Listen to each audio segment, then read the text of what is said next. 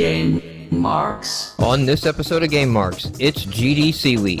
Sony and Nintendo fight for the title of Indie Console. Unreal wants you to forget that other you. And how not to throw a party at GDC. Hey EA, I haven't heard back on that open CEO position. Call me.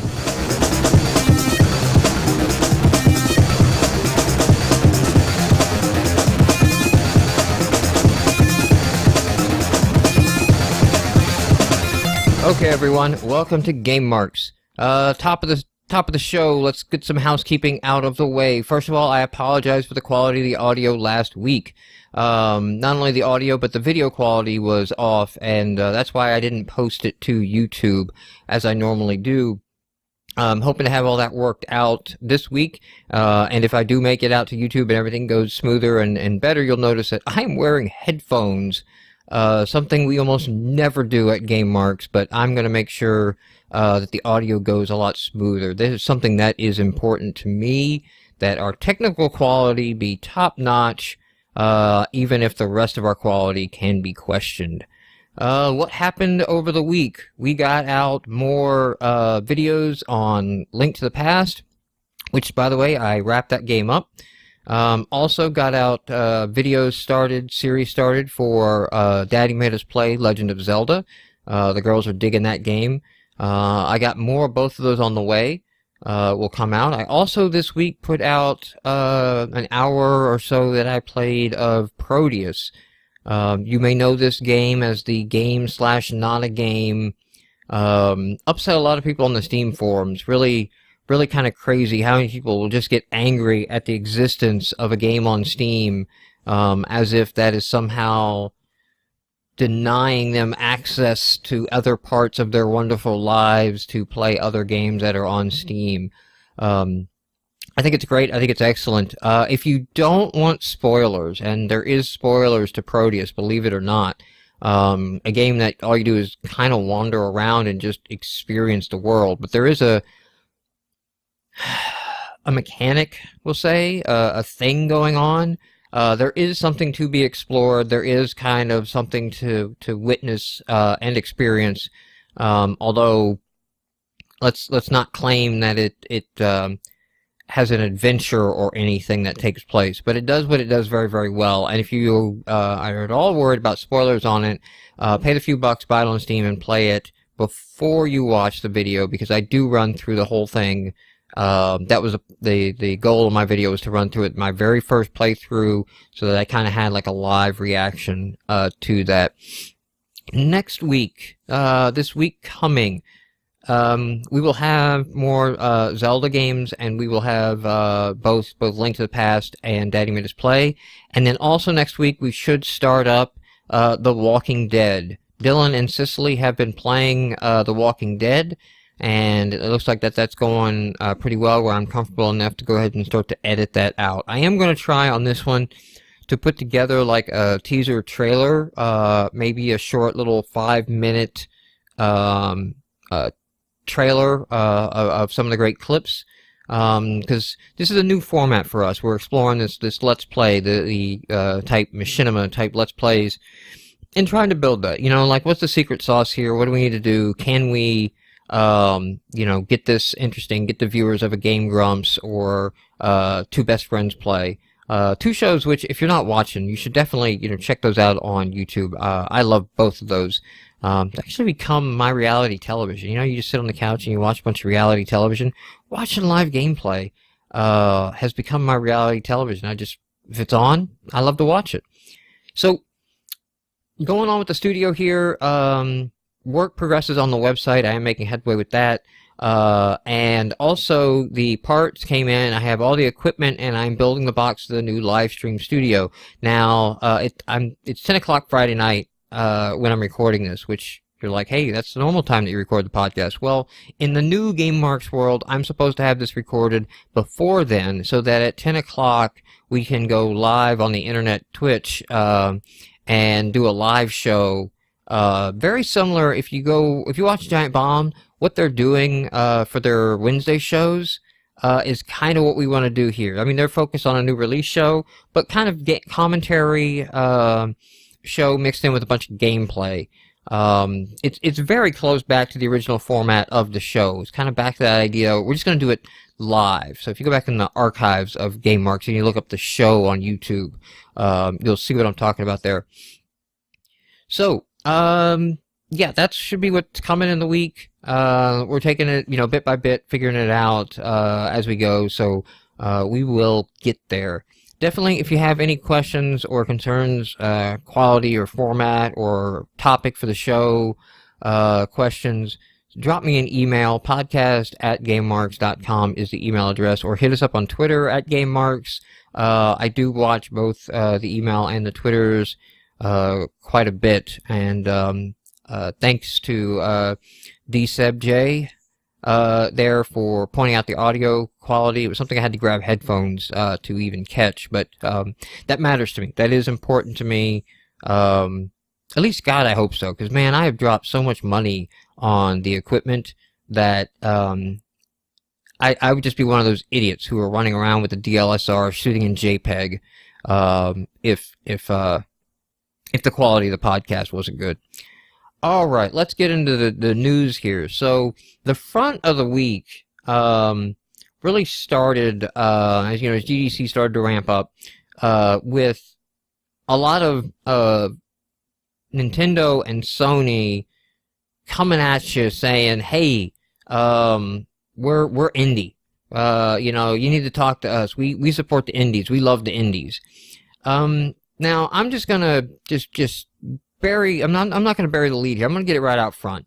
If you're listening to GameMarx, if you're an indie listening to GameMarx, they're kind of not talking about you, right? The word indie can go all over the place.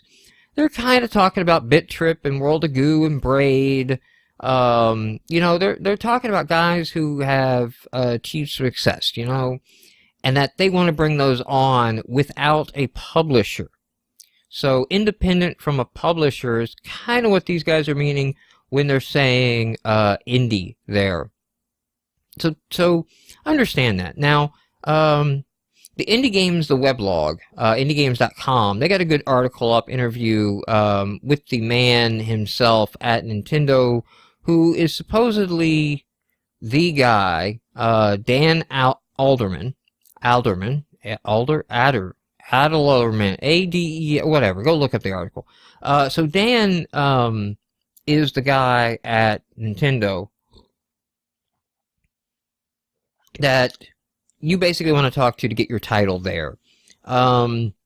You're still looking at dev kits, but you don't need to have a publisher anymore. And Nintendo has also relaxed some rules. You don't need an office anymore. They're trying to be indie. They want the indies to come to them, to love them, and get on their platform. Now, this isn't an iPhone App Store model. This isn't an Xbox Live Indie Games. You are gonna need, I'm gonna guess, $5,000. Again, they're quiet with the numbers, but it doesn't seem like 10. It seems like it's gonna be in the $3,000 to $5,000 range. So what? I'm losing my train of thought here, but whether or not you can actually do this or not, you're probably going to have some successes other places. And I'm almost going to say it sounds like Steam is kind of going to be a first stop. But it's definitely interesting that Nintendo is moving in this direction. So they could get down to our indie level, fans of the GameMarx podcast, indie game level. They could open it up to some kind of lower app store tier or marketplace. What remains to be seen is what kind of advertisement and marketing do they do to educate their market that there are these indie games. So it's not enough just to like, hey, they're up there in WiiWare, and you can go to the Wii U eShop and find it out. If they're not getting traffic in the shop, and this is something I said about Xbox Live Indie Games, it's the console, it's the platform's owner, it's their job to get traffic to the shop. It's the indie game developer's job to market their game. So these are independent things, but they both have to happen. So the indie game developer has to do things to get his word out of his game out there, get it covered, get it pressed. But just like a mall owner needs to make sure he's getting foot traffic, you can't expect the hot topic to drive traffic to the mall. You're going to have to set up a mall environment that's going to bring in traffic. The hot topic's just going to keep people coming back. So it's two sides on the same coin that have to come together, I think, for this to really take off. I mean, it's like Apple having commercials up there telling everyone there's an app for that. You know, go to this app store. If you have anything your phone desire, want, need, it's in the app store. And we need Nintendo out there basically championing that model. And, you know, it'll be interesting to see if they really start doing that, because they are steeped in a very old publishing world, and at some point, they're going to just have to admit that the days of $10,000 dev kits and $50,000, $60,000 per ad on the console era is over. That's not a sustainable model, because you can't charge that to the indie developers, and then you also can't ignore the indie developers, because you know, the console that starts having all the fresh indie titles is going to have a major advantage on the other ones, which, as all the hardware is really kind of becoming the same, they're all really running very similar architectures, and Unity and Unreal, we'll talk about some of their stuff later. It's really it's how do you make your console unique now is through services. It's not through hardware anymore.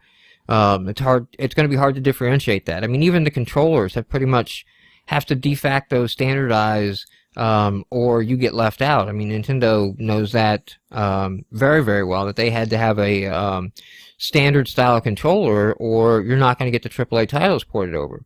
And of course, they want both. So this will be interesting. Now, Nintendo is not the only one here talking about their indies.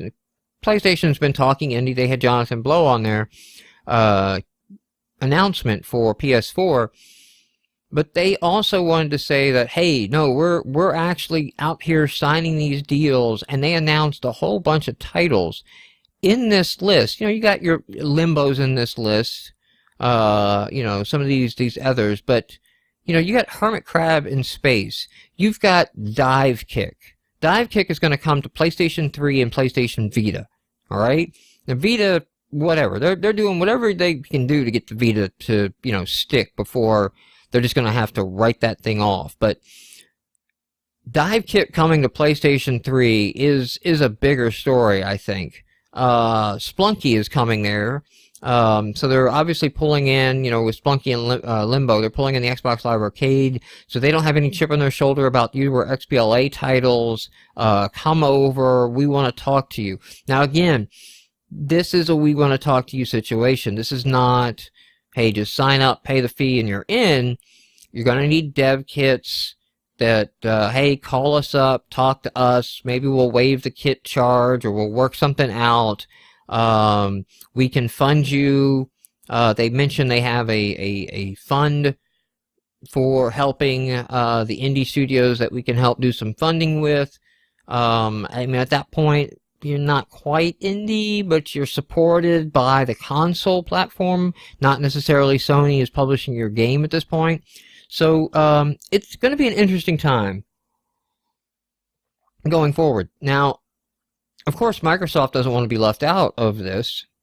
And does Microsoft stand up and say, you're all fucking posers, right? Like, we've been doing this shit for 5 years. You know, Xbox community games, Xbox Live indie games. Like, you guys are just talking shit, and you're not even what we were doing, you know, 5 years ago. And try to play off the fact that, you know, they never really adopted it. No, of course not. Microsoft is there, and they're saying, hey, check out this Windows 8. Here are some more, you know, Windows 8 stats, you know, and that were record-setting. And, you know, the problem I have with all these stats coming out of Microsoft is they're trying to spin the numbers any way they can. And anytime you see stats from any financial statement or industry analyst that just does broader IT, they seem to debunk. And in many report that Windows 8 is doing worse than Vista in terms of adoption and is nowhere near eating into Windows 7 penetration. So, I mean, right now they're out there paying you $100 an app to put it on Windows 8, which has got to do wonders for quality. But, I mean, if they're at a point where they're desperate enough to pay developers $100 per app, it ain't that great, guys. It ain't roses, happening all over there. That what you're smelling is shit. That's what you're smelling over there.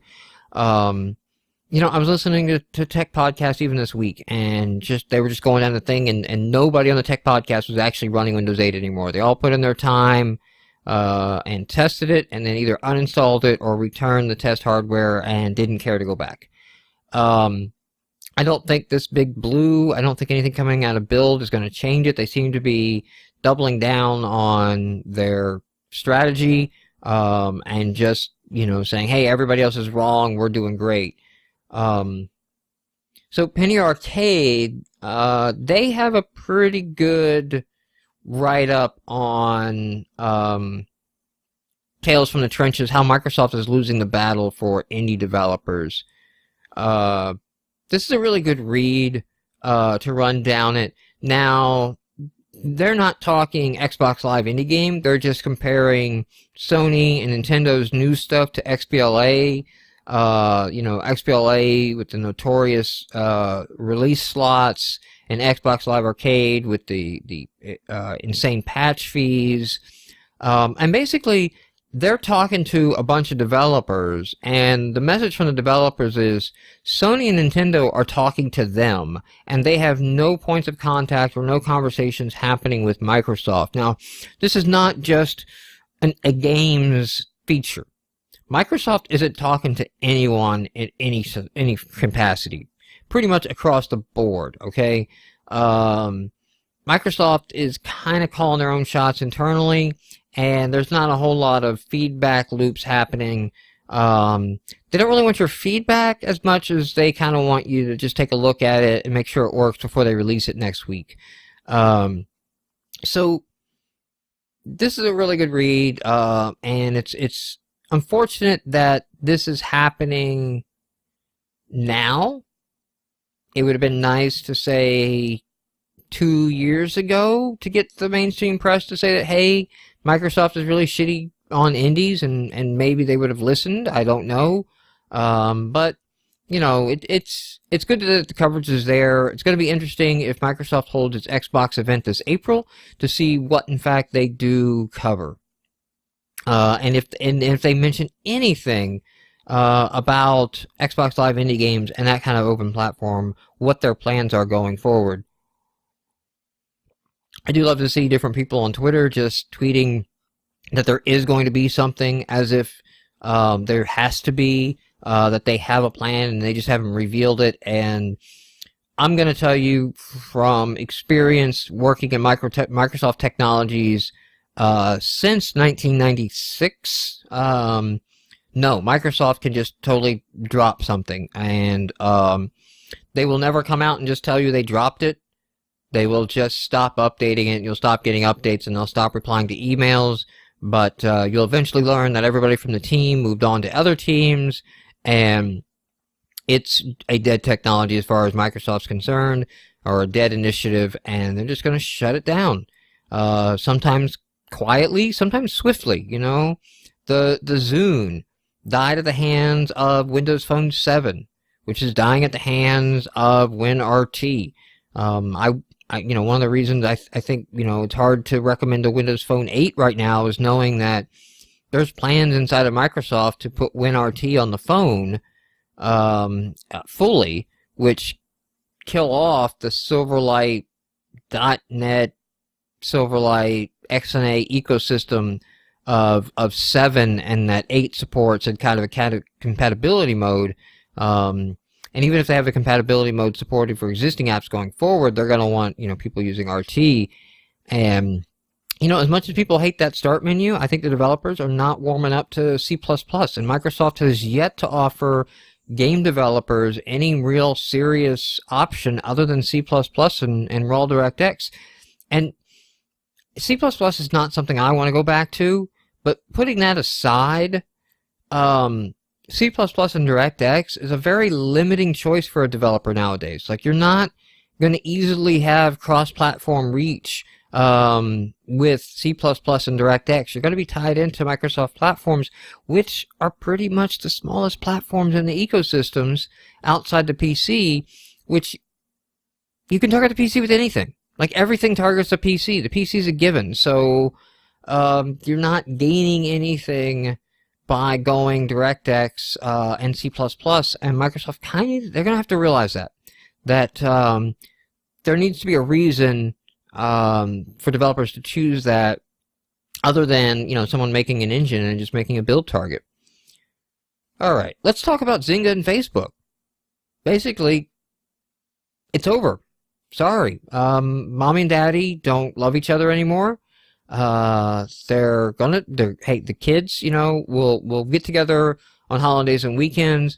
But essentially, Zynga.com, they relaunched, removing a bunch of ties to Facebook from their site, and at the same time, Facebook has kind of relaunched and opened a game development center to aid and get more game developers, on the platform, and monetization strategies, and how to use a social network and things like that. And at the same time, Unity and Facebook also partnered up for Unity to support some of the Facebook APIs within Unity and be able to make Facebook a target from within Unity. So it seems like, I think both companies, Zynga and Facebook, they're kind of realized they were becoming too codependent on each other, and neither one of them really in the position to buy the other, I think. I don't know that Facebook is still the super grower that it once was financially, that they can go out and try to grab up a company Zynga's size. At the same time, Zynga's not doing so hot, so they may not be able to convince investors that that's the best use of capital. Maybe if Zynga slinks a little more, Facebook will snap them up and bring them in, but it doesn't look like, they probably looks like they've had that conversation and said, hey, it's just not worth it, not worth the cost, not worth the hassle, it's not what we do, and let's go ahead and try to encourage a diversity of game developers on our system, that we can, of course, then control all the strings from, but that's good news for Unity, I think. If you're learning Unity, which again seems to be really becoming my favorite, I just got to shut up and dive in and learn Unity, because it's going everywhere, and it's not that expensive. One reason I don't like Unreal, and I've shied away from really diving into the Unreal Engine, is that weird licensing balloon clause of, hey, you can use it up to this amount of revenue, and then after that, every game you release going forward is going to owe us a cut plus the game that you made. And I'd rather just have a much more upfront, like, I don't have to worry about down the road all of a sudden being, giving a good chunk of change over to my framework that we didn't have to do in the beginning. I don't know that in practice it's that awful of a licensing scheme or cost, but I can understand where Unreal is coming from, given that they are more used to licensing the top tier engines. But Unity is by far kind of my favorite of the game engines. Okay, Yo-Yo Games, GameMaker. They have an upgrade discount now on GameMaker, so 60% off, and it's basically a $200 upgrade option for those using GameMaker Studio Professional who want to upgrade to the Master Collection. What's the difference in Professional and Master Collection? All right, so Professional was something they had, Studio Professional was something they launched a while back ago, and then more recently, Master Collection has launched. Under Professional, there were plugins, you got some of them, and then you bought more as you went. And these plugins basically allow you to target different platforms. The Master Collection comes with all the plugins, but also all the future plugins get included in the Master Collection, which pissed off a bunch of people who jumped in, who bought GameMaker, and then bought GameMaker Studio, and then bought plugins as they came out, and now feel like they've gotten the shaft because they have spent as much or more than the Master Collection, and it's kind of a dick move to ask for them to upgrade. And there's still people who are in the situation, if they've gone out. One guy was quoted as saying, I own every export but the Linux one. So going from £130 for the Master Collection, $200, to £60 instead of just buying the plugin I'm missing is insane. At the same time, like, I don't know how many more plugins they tend to release or how much you need to do that. But it just seems like Yo-Yo Games is doing everything they can to really just alienate and irritate their base. I used to feel like GameMaker was a highly recommended thing, and now what I hear is that GameMaker was much better 7.0, and the earlier versions were better and don't upgrade. There's issues and the licensing changes and things like that. Some of this I kind of just ignore. Allow, GameMaker is going to have some vocal flack to take because they're going from basically a mostly free $100 cheap model to trying to step up to $500 tier. And it's always hard to raise prices. It's always hard to have the next version and raise your pricing, but they're not far out of what other engines are charging, and they're definitely not that far out of the capabilities that they offer. Not an engine that interests me as a developer. It's still too click and point, and not enough coding interface going in to it. But if you do have GameMaker Studio Professional, maybe you want to check into if it's worth it for you to upgrade $200 to get yourself into the Master Collection and all the plugins, plus all the future plugins, I believe is what included in that. So, GDC saw some more engine announcements here. One thing that was kind of interesting is that Unreal 4 is not coming to the Wii U. So, the next-gen console cycle, Sony and Microsoft haven't even released yet, and Nintendo is already fallen off. Oh, poor Nintendo here.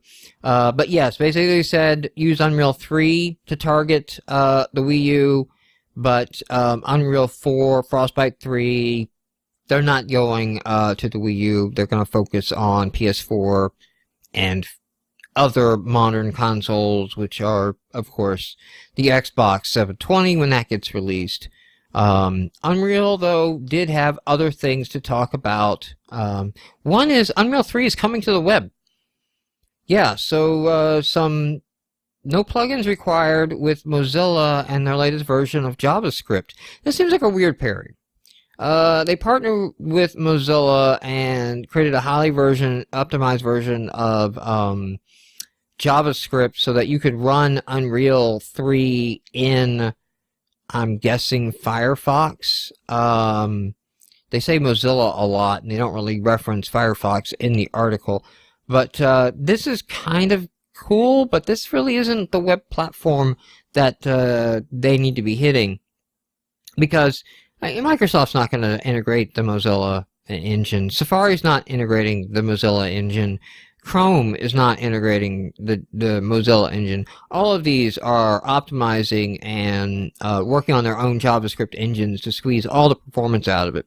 So this is a kind of cool academic thing, and maybe Unreal 3 is going to become this free to play with congregate tool just to kind of hook the kids, give them the free candy and then get them addicted later option. But Unreal did come out and say, hey, Unreal 4, they got a lot of details announced on that, and that they are supporting HTML5, so mobile. They're going everywhere with it. Essentially, they're catching up on feature parity with Unity. I think Unity is becoming a danger, a threat to Unreal, or at least they're perceiving it that way.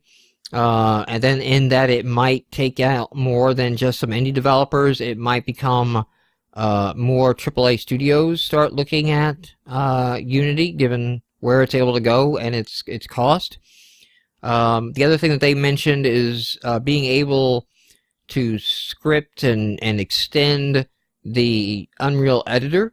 So when you're in there and you're in the tool set, one thing you can do in Unity really cool and really easily is customize the interface. This has allowed an entire community to grow up around customizing the interface, some giving away free modifications, some charging, some selling. I know there was a $69 plugin to basically enable, to simplify 2D development in Unreal. That looked to be really popular. I think I'm going to dust off, get all my Unity stuff in order, and begin diving into that. And probably, I'm just going to shell out the $70 here and give it a go, and do some mini games or something in Unity, because I could target the web with it. And I kind of like the idea of, I need to evolve as a game developer, so I'm just going to target the web for a while with some games. So I have the largest potential player base and can get a lot of the feedback that I kind of want to learn, so that I can put out 10, 15 games and then become an overnight success, like Notch. All right. GDC had a lot of positive vibe happening in the beginning of the week. For women in gaming. There was a Women in Gaming Awards, and honored Brenda Romero with a Lifetime Achievement Award. I am not up on... Come on, help me out. I know oh, shoot.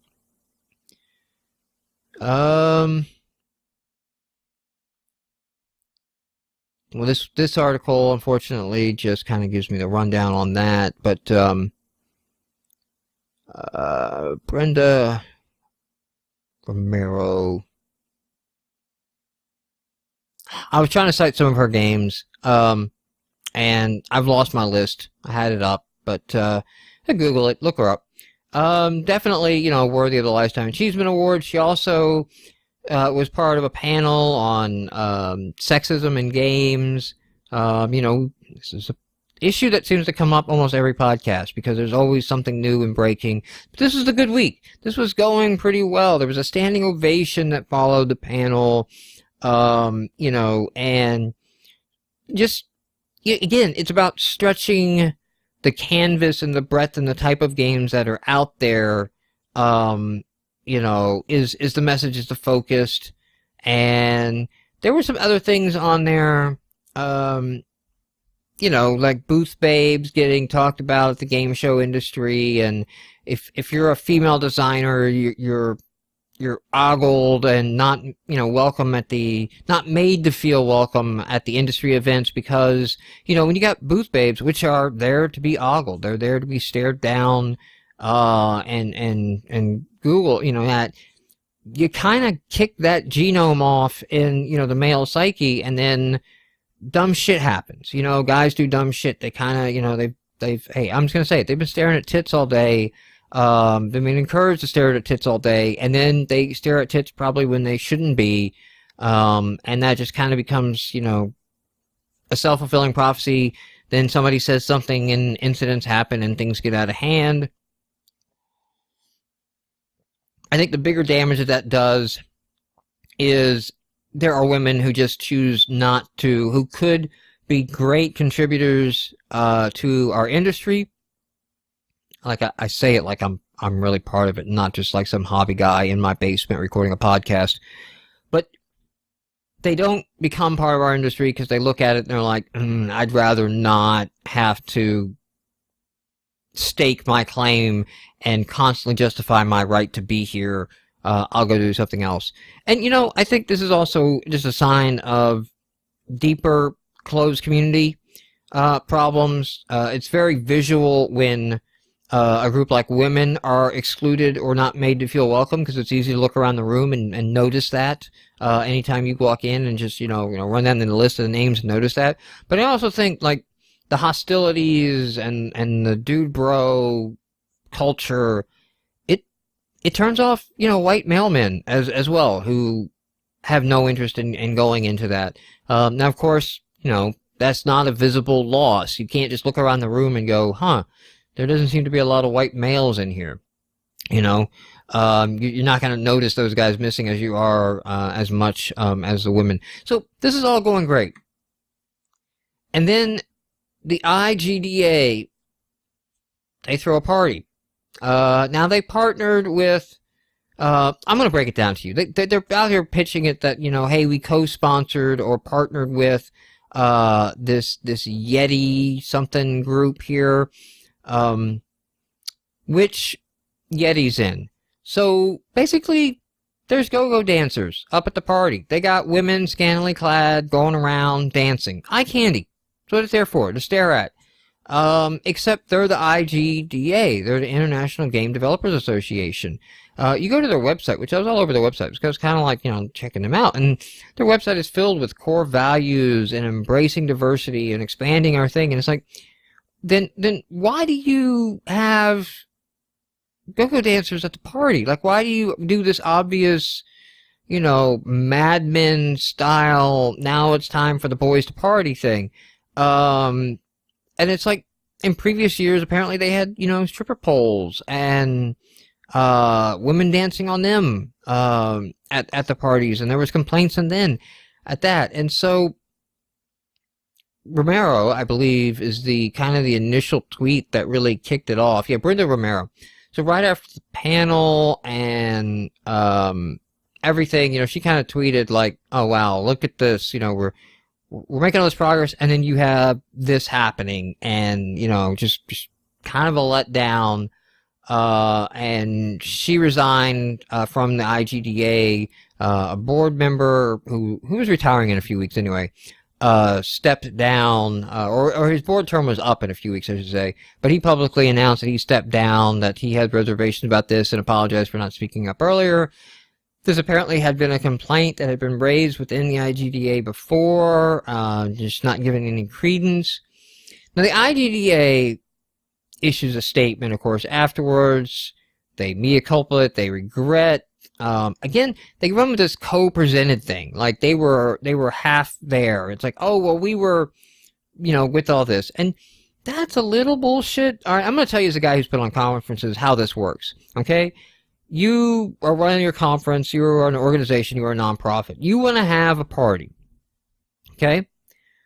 But it's not right for you to spend your nonprofit money on the party. That's not why your nonprofit's there. Okay? Not just to have everybody get together and hang out for a bit, okay? That's not what your charter is. That doesn't look good to the IRS. So what you do is, you go out, you find a company, right? You say, hey, we need to have a party for our people. Would you sponsor the party? Basically, you pay for it. And then we'll put your banner all over it. You sponsored it, you paid for it, we'll put your name everywhere, we'll give out little leaflets, everybody get your business card. You're normally exclusive. Nobody else is there. You can bring your staff there to mingle as well, make some contacts, because it is a industry trade event, professionals gathering. So, do a little networking. And that's how you cover it. That's how you have a party while being a nonprofit, okay? That's how this thing works. So, when they come out and they're just like, hey, we co-presented, hey, we were 50-50 on this, that's kind of bullshit. That doesn't pass the sniff test for Mike here. But Kate Edwards came out, executive director, admitted that all this was wrong. And which at one moment I kind of perked up and was like, what? Wait a second. Kate?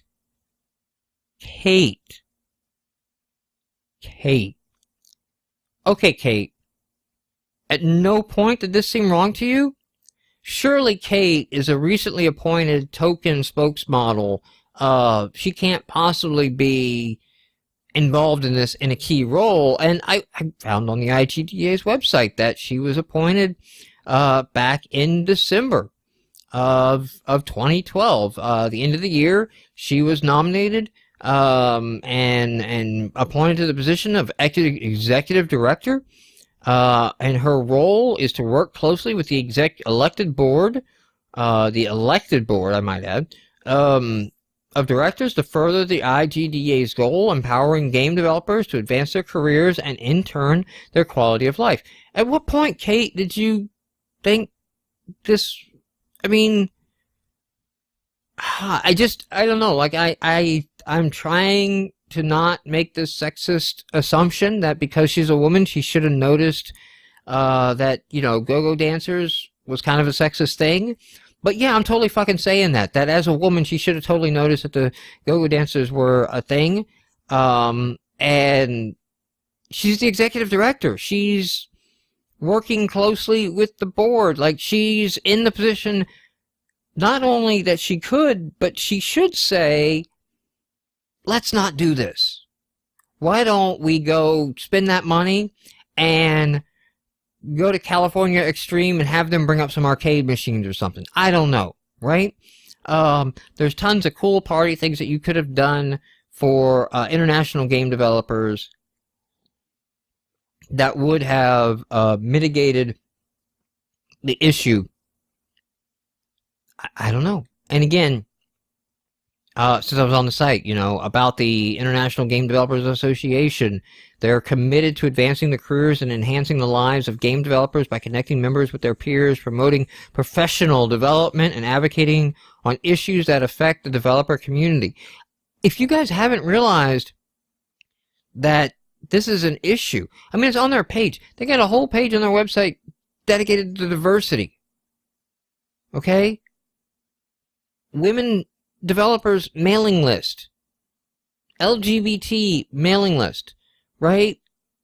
How are you disconnected? I don't understand. And again, this wasn't just 2013's party, apparently it was 2011's party. I see any dirt on 2012, but probably somebody said something in 2012. Somebody at some point, has got to just wipe the slate. Now, there's a lot of people announcing withdrawals from the IGDA, so I don't know if something new forms and replaces it. I don't know. I can't attest to the value of the IGDA, to be honest with you. Funkworks is nowhere near even being able to become a member of any organizations or that having any benefit or reason. So I don't know what that is, but maybe it needs to die, or maybe there's a board election and a new slate gets elected in with that. So while all this stuff is going on, really good article on Rock Paper Shotgun with Dave Geider, who's working on Dragon Age 3, basically talking about sexism in the industry and giving you kind of I'm going to talk about the elephant in the room, the behind the thing. He's got a GDC talk that he was given on this, but he kind of did this interview with Rock, Paper, Scissors where he just basically take down. But, the fact is that because at BioWare, Dragon Age, Mass Effect, these games, because they had to confront the issues of sexism and sexuality head on in their games, because those became drug into the light and things that they were going to talk about, they became better developers for it. They all walked away as better writers and game designers because they sat down and had conversations and just approached with an open mind to try to understand the issues, the problems, how people feel, what people react, and they could take that back in and make a better game because of it, and not better just for non-white male game developers. Develop better games for everyone. Their storytelling and their situations were truer and honest, or at least they felt. And I won't, Dragon Age 2 is crap, but Dragon Age definitely is great for that. So, and I think Mass Effect does some pretty good, interesting stuff as well in their male female. And I'm not just talking about being able to have lesbian sex with a blue alien. I'm also talking about some of the interesting dialogue choices that can come up if you're playing female Shepherd versus male Shepherd are interesting.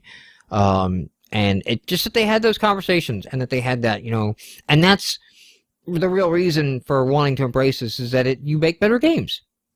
Now it did come up in there. I thought it was an interesting insight into the whole, women on the box don't sell the game. The Remember Me story we talked about last week. And he basically, said back when MMOs were dominated by EverQuest had 800,000 subscribers. And everybody pretty much said, well, that's the market. The market is 800 subscribers because nobody can take down EverQuest, so the market's tapped out, so that's kind of what the market is. And then along came World of Warcraft, and it was a game changer, and it proved like, hey, there's room for 10, 12, 13 million subscribers to this market. And of course, nobody right now can really take down, World of Warcraft. BioWare, of all game companies, should know that. But that until someone really blazes and proves it wrong, they kind of get locked into their own self-fulfilling prophecies of, hey, in the last 10 years, games with women on the cover haven't sold that well. Nobody's sitting there going, okay, wait a minute, how many games had women on the cover? And those games, was having a woman on the cover the only reason that game was unsuccessful? Because that's a real jump in logic, right? That is a real, like, holy shit, correlation does not equal causation moment of, there's probably some other issues going on. One of the things that's been pointed out, too, is that the games with female, protagonists don't get the marketing budget or push that they would with the male protagonist on the cover. Now, it doesn't get mentioned. I was kind of found it ironic, but I didn't see anybody mention or even in comments on this article. But you know what game that was dominating that had a very popular woman on the cover? EverQuest. EverQuest was known for having the blue elf chick on the cover, right? The hot night elf was on. Like, MMOs have been pushing the hot female on the cover. And if, like, that should just blow your fucking curve of women on the cover don't sell games, WoW, had the hot night elf girl on their box art. Now, of course, they released a bunch of different versions of the box art, in different editions. But EverQuest definitely, that was their brand, They actually had contests and went out and looked to hire lookalikes so they could go to cons and have somebody dressed up as the EverQuest girl. That was the face of their game. So this is a really good article, and it's a really good article because he's kind of just spelling it out, stating it, not beating around the bush, and saying, these are the mentalities of the publisher. These are the backroom conversations. These are the numbers that they're crunching and coming up with that continue this problem. And until somebody gets shamed horribly because the numbers are wrong, it's probably not going to change. But that shaming is likely going to come from the indie community, more likely than it is going to be another AAA title from a publisher, in my opinion. So, some final news items here, and then we'll call it a show. Diablo 3 director Jay Wilson came out and said, oops, the auction house, the real money auction house idea, locking everybody into the online-only game and all that stuff. We thought this thing was going to be awesome. Turns out, not so much, and it really kind of fucked over our game, and we think it kind of made Diablo 3 worse.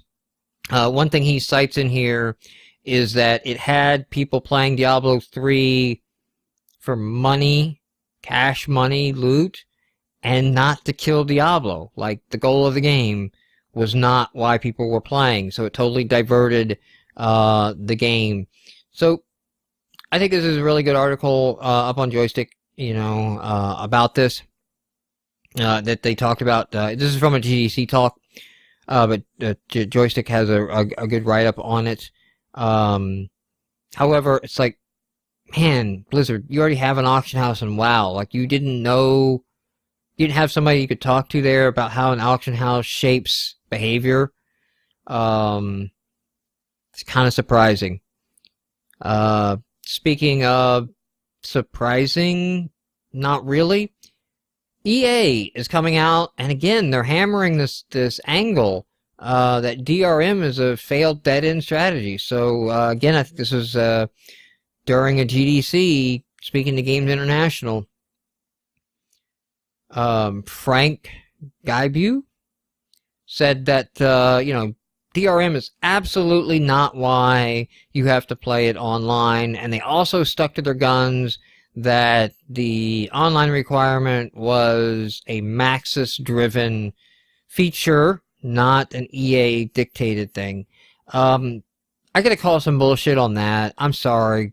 To think of Maxis as anything other than EA, that hasn't been true in ages. I mean, even when Will Wright was still at Maxis, and it wasn't replaced with a bunch of EA-appointed hires, they worked on one game, and they worked on like one game for years, right? So it wasn't a normal game studio where you have a bunch of games in development and you're kind of moving on this, or you have your release and you move something else and you move something else type thing, or maybe there's a few studios that dominate an IP, and that's kind of what Maxis was for the most part. It was the Sims IP.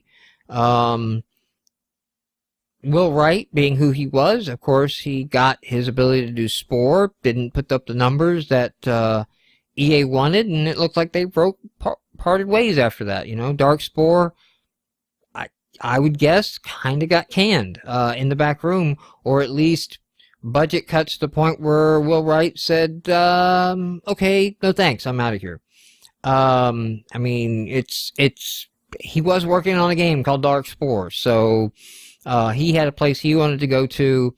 EA kind of wanted more Sims packs. It's probably why that broke up. So, I don't know. This is interesting that they keep running this. If this DRM thing is a failed dead-end strategy, if they're really sticking to that guns, then let's just see them start to drop it. Let's see them go with a very reasonable Steam-type online DRM check at launch, but not drop your game because it's a constant requirement. Install the game. Let's see Origin have an offline mode. Let's walk the walk, not just talk the talk here, EA, if that's in fact what you believe. Supercell. One of these days, man, I gotta do the Mike Plays, Clash of Clans. This thing is monetized addiction. I know we've talked about it on the show in the past, and man, all they do in their updates is find a new way to monetize addiction and keep it going and driving it out. They did some funding and got above $100 million in funding and had a valuation over $800 million. Now, they're making what is posted around $1.3 million per day off of Clash of Clans and Heyday. Man, these things are so exploitative, and they are taking it all the way to the bank. I mean, it's gotten to the point where if you start going to forums, you realize that Apple will pretty much refund people when they ask for refunds on this, because each update slows down the leveling grind. I mean, if you watched Extra Credits this week and you watched the what was it? It was having, the diversity and the grind to kind of break up, having some things. They are the worst case scenario for this week's Extra Credits. And I mean, all they do is just that one mechanic to death, and they just spread it out and make it take as long as it possibly can. And there's nothing you're playing for, really. In these, except they have really subtle ways. I've got to do the mic plays on this just so I can call them all out, just to be aware of them as a game designer. I've already figured out how I can do a good screen record of my iPhone and do this. So look for that. I should set up and just go ahead and do that and get that over with so you guys can do this. But man, just the money going in there, I also think is a bubble. I think the problem with this is, like, it's real easy for the next thing to come along. Because, I mean, Zynga. This was a Zynga model. And, you know, the next thing came along, and people just jump over to that because when you have these leveling treadmills and the treadmills just slow down the further you get in, you miss that initial rush. You miss that initial hit, right? Because you're working on addiction principles, right? I want that initial rush and that initial hit, and if somebody else can give that to me because it's a new game, it's something I haven't jumped in and played before, then I'm going to shift. And their addiction hooks are going to sink into me. And one thing about these type of games is the addiction doesn't have a strong permanence. If you just delete the game and don't play it for a week, you probably won't ever play it again. That's all it really takes to break it. Just shut off the alerts, shut off the ways that it can notify you that, hey, you can log in and do something. But once that's off, man, and once you get away from that about a week, you don't feel any hold on you. I know this is true for MMOs. Anybody I've managed to unhook from their MMO and just stay off the forums and stay off the news sites for about a week, and all of a sudden, you're like, hey, man, I'm playing all these other games now. I'm into all these other things. I'm no longer putting 40 hours into WoW. Like, yeah, like, life is great again, man. It's hard to play these games in moderation, unfortunately. I've not found a good way for me personally to play an MMO in moderation.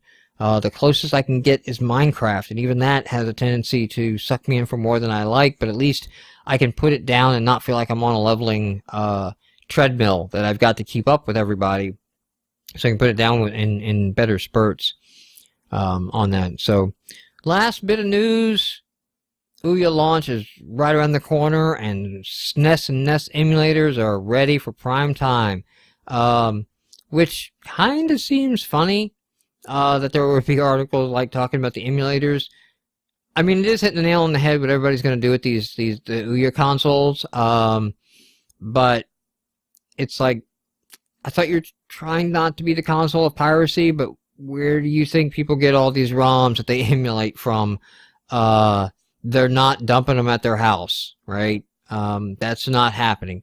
Not many people have the NES cart to USB, Android, or Adreno self-at-home do-it-yourself kit to dump these ROM codes and tweak them up and get them running.